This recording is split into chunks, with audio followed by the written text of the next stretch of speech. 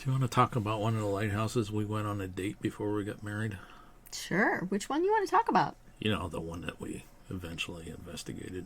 Ooh, Fairport Harbor. Yes.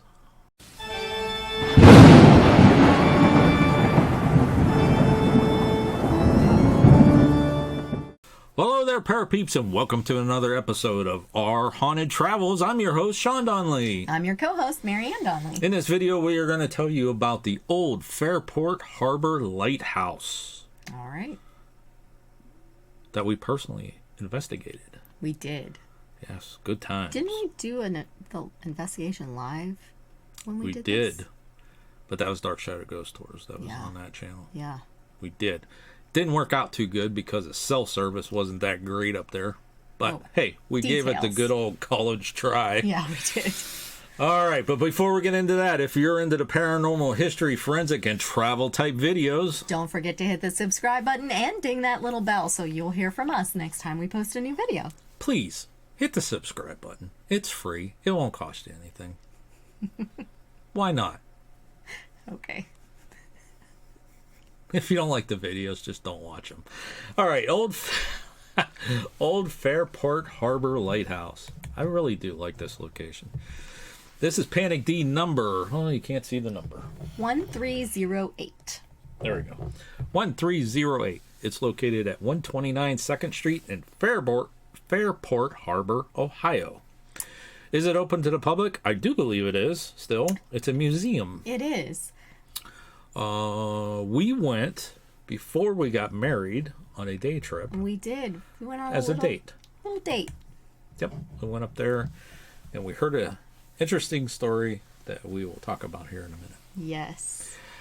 I think I actually read an article about it, and that's why we went. Good call. I'm pretty sure that's what happened.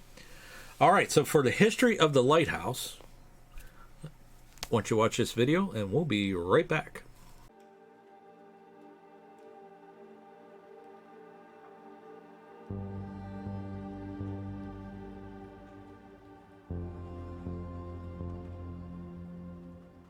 The old Fairport Harbor Lighthouse is a significant maritime structure located in Fairport Harbor, Ohio, and was first established in the year 1825 and is also known as the Grand River Light.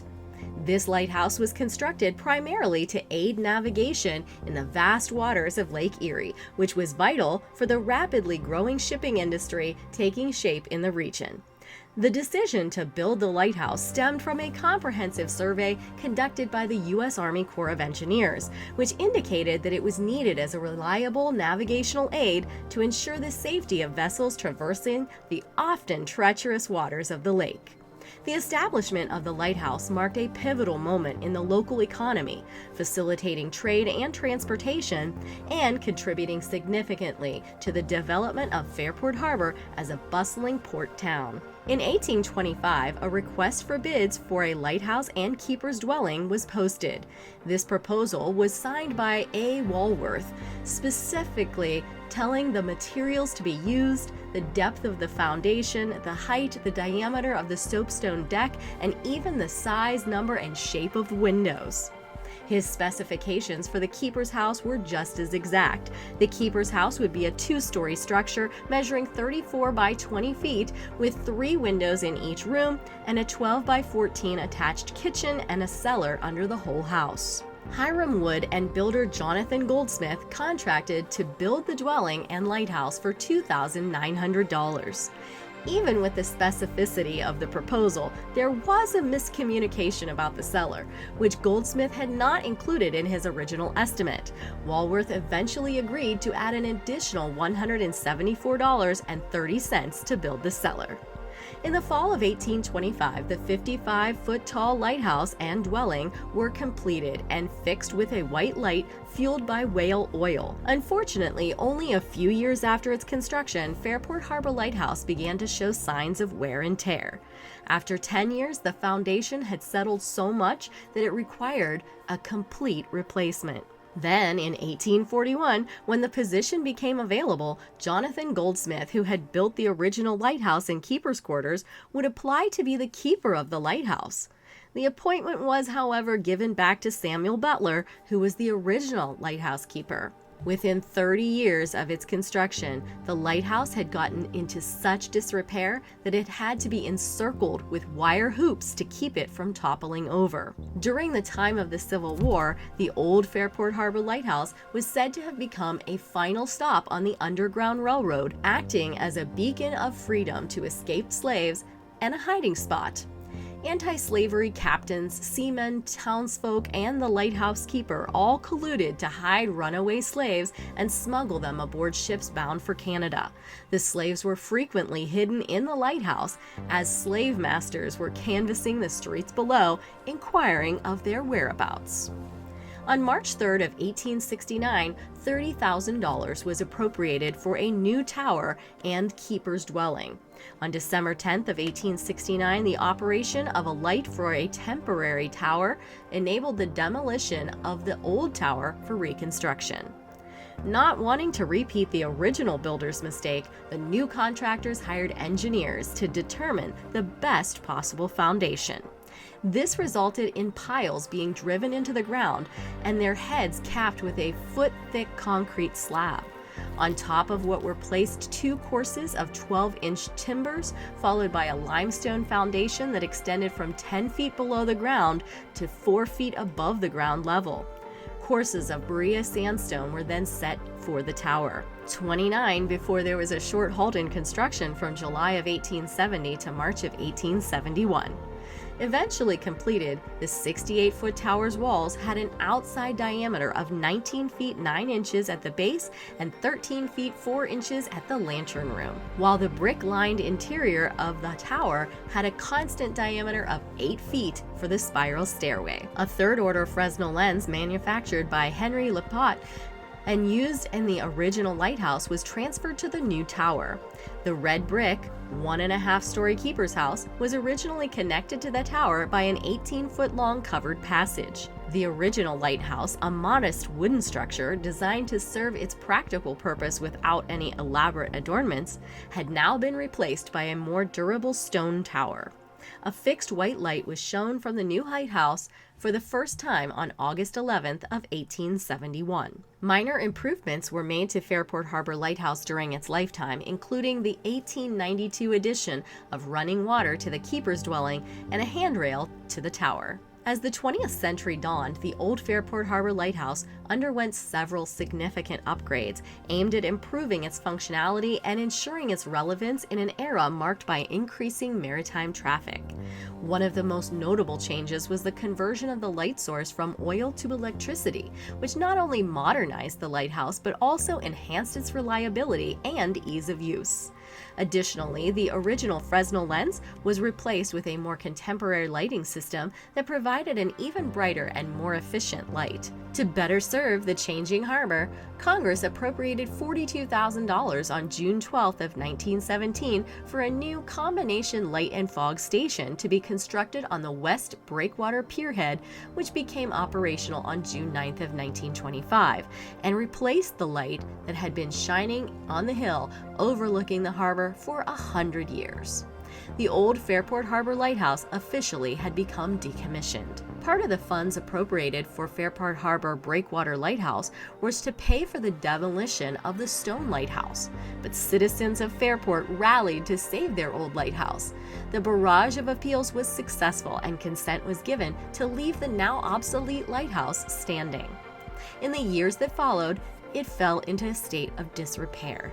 The future of the lighthouse again became uncertain, as it faced neglect and the threat of deterioration, raising concerns among local historians and community members about the loss of this important piece of maritime heritage. Once more, the town rallied, this time founding the Fairport Harbor Historical Society, whose mission was to preserve and celebrate the town's nautical heritage.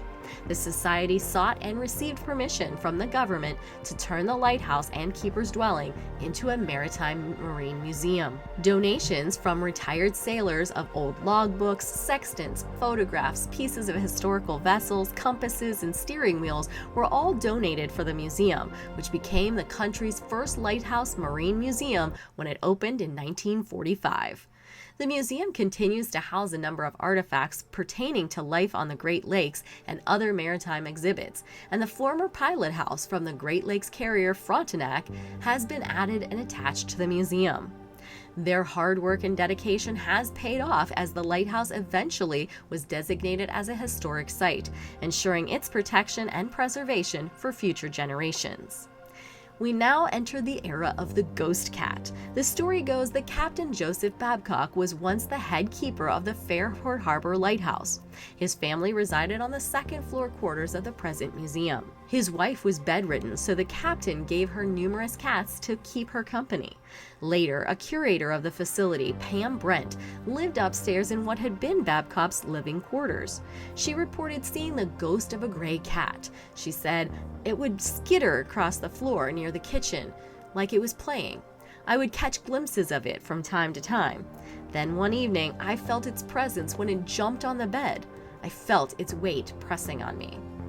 In 2001, trustees decided to put air conditioning in the museum. A worker installing the new system wiggled his way into a tight, dark crawl space in the basement. He looked to see what he was resting on and discovered the mummified remains of, you guessed it, the gray cat. It's now on display in the museum for visitors to view. And today, the old Fairport Harbor Lighthouse is part of the Fairport Harbor Lakefront Park, where it serves not only as a reminder of the area's rich history, but also as a beacon of community pride. Okay, so let's talk a little bit about the paranormal. Let's tell a story first before we talk about the paranormal. Okay. Do you remember the story about the ghost cat?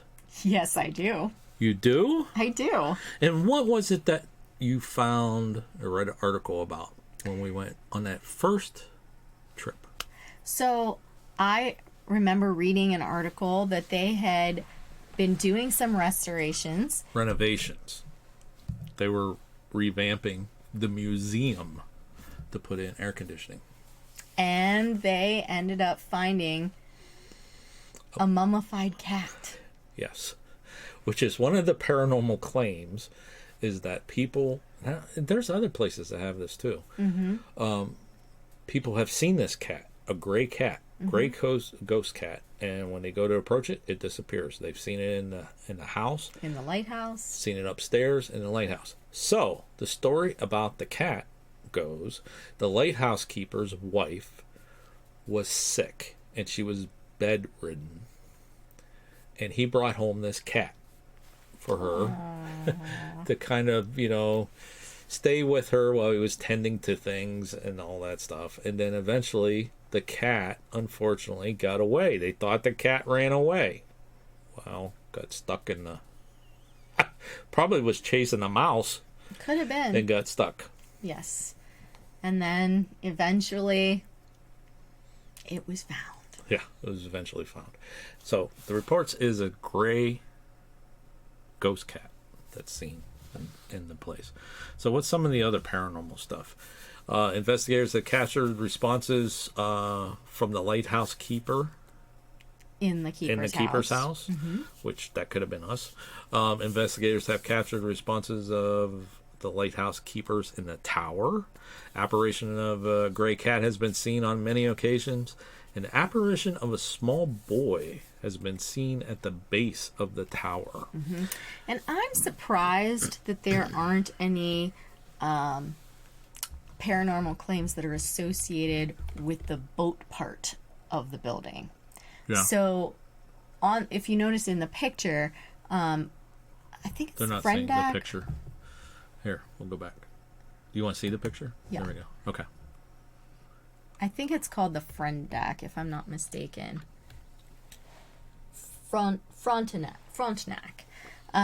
Anyways, they actually took part of an old ship, an old boat, This and part they right here is what attached she's it talking to the building. And I'm surprised that there's not any claims that are associated with that portion. It's all with the lighthouse and the keeper's house. Nothing with that, which is actually attached, which is interesting to me. Yeah. Yeah. I don't know. So we did do a full investigation of the tower and the lighthouse. We ran The tower and lighthouse cameras, tower and the to our keeper's DVR, house. and we did EVP sessions and everything throughout the entire building. We caught some EVPs. I did not see a fuzzy little ghost cat running around. Did not catch the cat, unfortunately. But on both occasions, though, we did get to actually see the mummified cat. Yes, we did. And Yes, it is we did. great. So during the history, you saw pictures of this location of us running around. That was our investigation that took place, and very cool. No cell service though when you're up there. You're right on the lake, so I don't know if we could ever do a live from there. I don't know, but if they allow us someday, it'd be cool to go back and try to duplicate what we found and what we did and everything. I really like this location. I don't know. I'm just like drawn to it. That's because we went there on a date. Yeah, maybe that's what And it there's is. a ghost cat that's a real mummy. Well, it's really cool. It's like up on the hill, and the tower's like right along the road, and it's like the town really loves the lighthouse, and Yeah. it's like part of the community and that kind of thing. All right, anything else you would like to add to this video? Nope. Just that, again, it's a really cool place. I like it. And it has fond memories for us. Absolutely. Yes. All right, folks. Until next time, Thanks for watching. and happy hunting. Let us know if you like this video by hitting that thumbs up. Also, if you'd like to see more videos from us in the future, support our channel by hitting that subscribe button and dinging that bell so you get notified the next time there's a video from Panic D Videos. Thanks for watching. Happy hunting.